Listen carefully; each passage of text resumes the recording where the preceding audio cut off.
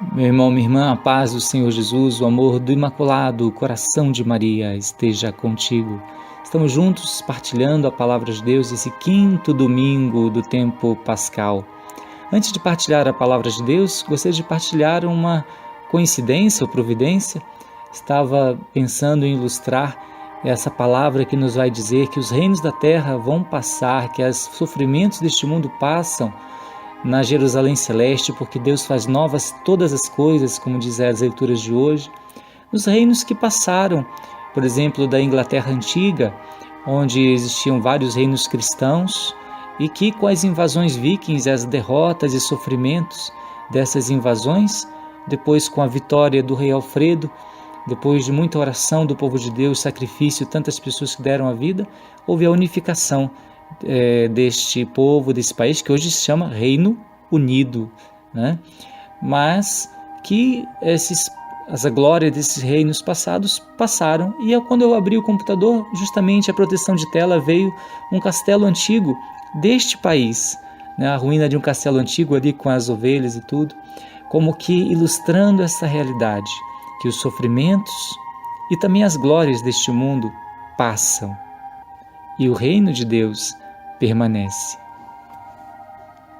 Aquele país. Mas por que eu estou contando essa história de um reino daqui da terra? Porque a palavra de Deus vai dizer no dia de hoje, primeira leitura, é necessário passar por várias tribulações para entrar no reino dos céus. São Paulo exortando e animando os cristãos. Na segunda leitura, vai falar exatamente do livro do Apocalipse, da visão da nova Jerusalém que desce do céu, como a noiva preparada para o esposo, e que não haverá mais luto, nem choro, nem dor, porque passou o que havia antes, e aquele que está sentado no trono diz: eis que eu faço novas todas as coisas. A tribulação desta vida e a glória da Nova Jerusalém.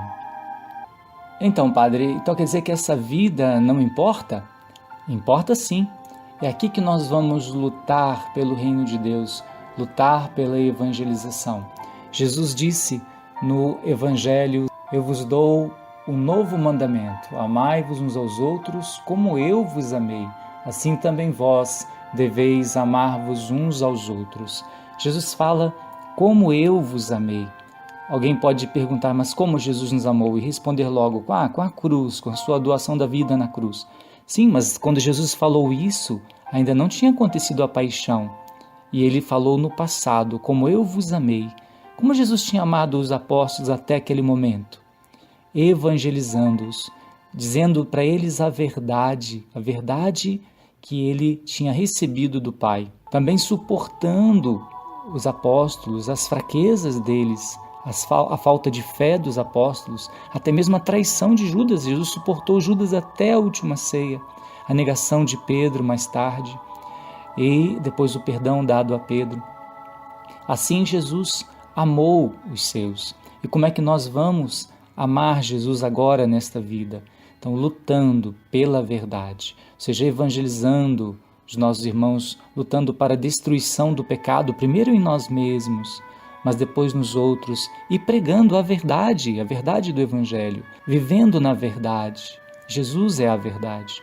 Vemos hoje tantas mentiras, um mundo que quer se basear na mentira. Nas notícias, essa semana, eu pude flagrar algumas. Por exemplo, no telejornal, aquele deputado Felipe Orleans de Bragança, o telejornal mostrou um trechinho apenas da fala dele, quando ele dizia que a escravatura é connatural ao ser humano. E depois mostrava os protestos, como se ele fosse a favor da escravatura. Eu achei aquilo estranho e fui ver a reportagem, a fala dele na íntegra, na internet.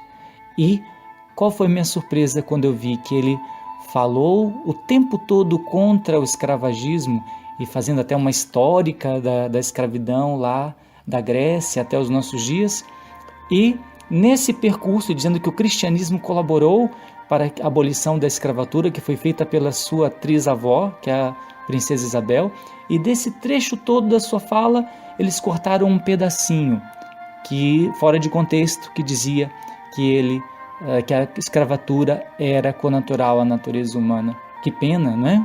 Ou seja, distorcendo as notícias. Também uma deputada esbarrando no deputado, isso foi filmado, para dizer que era o outro deputado que tinha esbarrado nela, tinha empurrado ela, mas foi detectado pelas câmeras que foi o contrário. Demônio é o pai da mentira. Queremos lutar pela verdade. Queremos lutar pela evangelização para que nós possamos viver na verdade. E como diz a campanha da fraternidade desse ano, que cada leigo se empenhe nas políticas públicas. Padre, mas eu não tenho vocação para isso. Então, pelo menos, podemos fazer o que está na carta de São Paulo a Timóteo, no capítulo 2, quando São Paulo diz o seguinte: acima de tudo, recomendo que se façam preces, orações e súplicas, ações de graças por todos os homens, pelos reis, por todos os que estão constituídos em autoridade, para que possamos viver uma vida calma e tranquila, com toda a piedade e honestidade. Isto é bom e agradável diante de Deus, nosso Salvador, o qual deseja que todos os homens se salvem e cheguem ao conhecimento da verdade. Temos aqui uma ordem dada por São Paulo de rezar pelos nossos governantes. Padre, mas eu não simpatizo com tal e tal pessoa que nos governa, tudo. Sabe quem eram os governantes na época de São Paulo? Os imperadores romanos. E sabemos que eles não eram lá uma flor que se cheirasse, mas São Paulo manda que se rezassem por eles. E qual foi o fruto disso? Que o Império Romano acabou e triunfando ali na Europa o cristianismo, depois de muitos sofrimentos. E assim, também nós vemos no Antigo Testamento Moisés, que era humilde, amigo de Deus, que tirou o povo do Egito da escravidão. Como? Não, pela humildade, pela oração de Moisés, pela humildade de Moisés. Quando passaram o Mar Vermelho, Deus bloqueava as rodas dos carros do faraó e dava ao povo de Israel uma escapatória. Queremos, com a nossa oração, ver as situações de instabilidade que estamos vivendo no nosso país e rezarmos, oferecermos a Santa Missa, oferecermos o Santo Terço. Estamos no mês de maio, mês de Maria, que possamos oferecer o terço. Se não temos aquela vocação de estar em primeira linha na política, mas temos a oração pelos nossos governantes, para que não impere a mentira no nosso país, nem governem aqueles que querem aprovar leis injustas, mas que possamos ter, com a conversão do nosso povo a nosso Senhor Jesus Cristo, que é caminho, verdade e vida, um futuro, um país cada vez mais cristão, cada vez mais dócil ao verdadeiro Rei e a caminho do reino definitivo. E a ti, meu irmão, minha irmã, a bênção de Deus Todo-Poderoso e Misericordioso, Pai, Filho e Espírito Santo, desça sobre vós e permaneça para sempre. Até o nosso próximo encontro, se Deus quiser.